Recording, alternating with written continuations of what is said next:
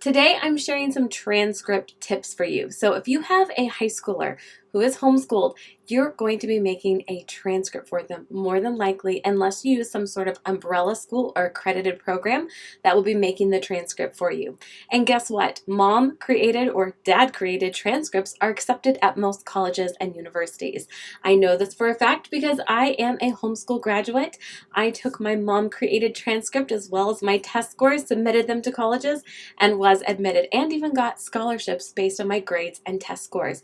So a mom-made transcript doesn't have to be fancy. It is accepted at colleges.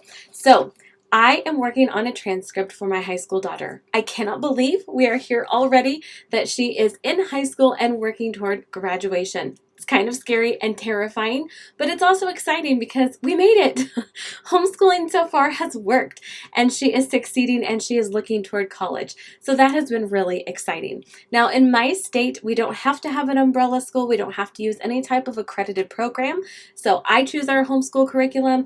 We do our homeschool, whether it's an online class, distance learning, whether it's textbooks or living books, whatever we put together for each subject, that's what we do. And I keep track of grades and I put them on our transcript. So what I've done on our transcript is I've organized it by courses and by category. I have not organized it by grade level. So you don't see 9th grade, 10th grade, 11th grade, and 12th grade and the classes that my daughter took each year. So why didn't I organize it that way?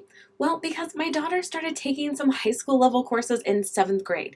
I didn't want to try to justify that and explain that on my transcript and have 7th grade, 1 or 2 courses, 8th grade, a few courses, and my daughter's going to end up graduating early. She's not going to have a typical senior year because she will already have graduated and she's going to be in college by that point at the pace that we are going.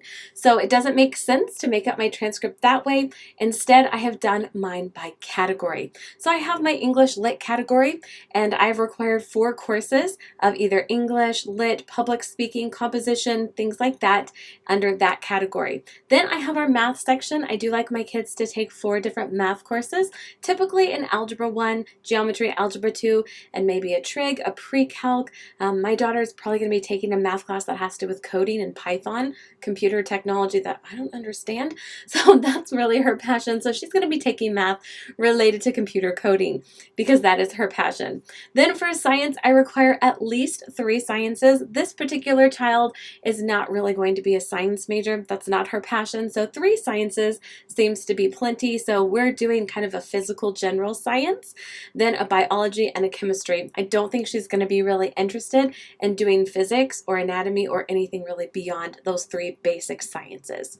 Okay, social science. We have a world history and we also have an American history. We have government and economics. So those are our courses. Economics and government are both just 1 semester, so they would be half a credit each. So it's really like kind of 3 years of the social sciences. Then we have foreign language. That's the next category. So I require 3 years of foreign language. My daughter is taking Spanish, so that's what she's working toward.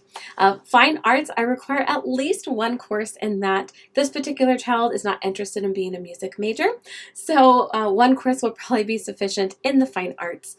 And then we also want to have some physical education credits, and so for her, it's going to be competitive swimming and tournament golf.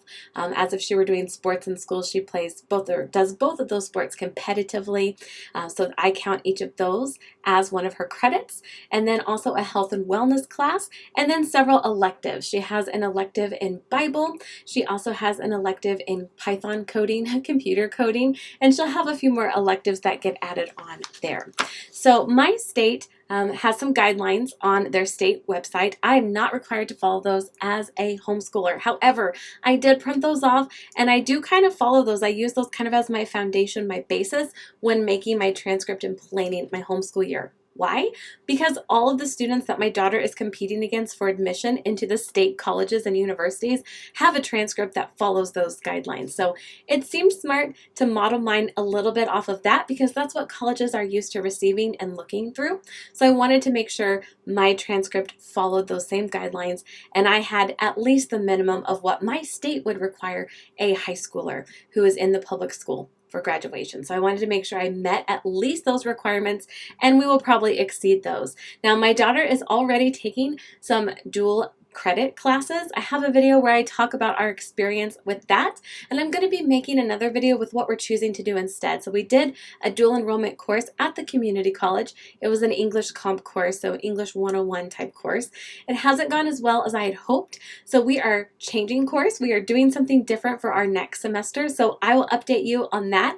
This has been a huge learning experience for me as a homeschool parent who's guiding a high school student through high school, through dual credit, through ACT, SAT. Now we're looking towards some CLEP test, maybe for some of the courses that she's working on right now, maybe CLEPing those so she doesn't need to take them again in college. So there's a lot to consider, a lot to look into, but I just wanted to share how I create my transcript. So I do mine by category. You can see the classes here, the grades here, and then you can see how many credits each class is worth. So it's very, very simple.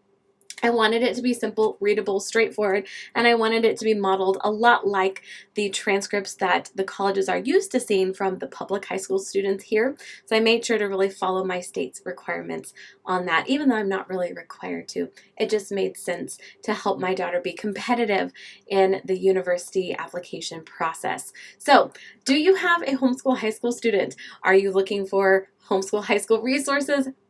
Have you graduated?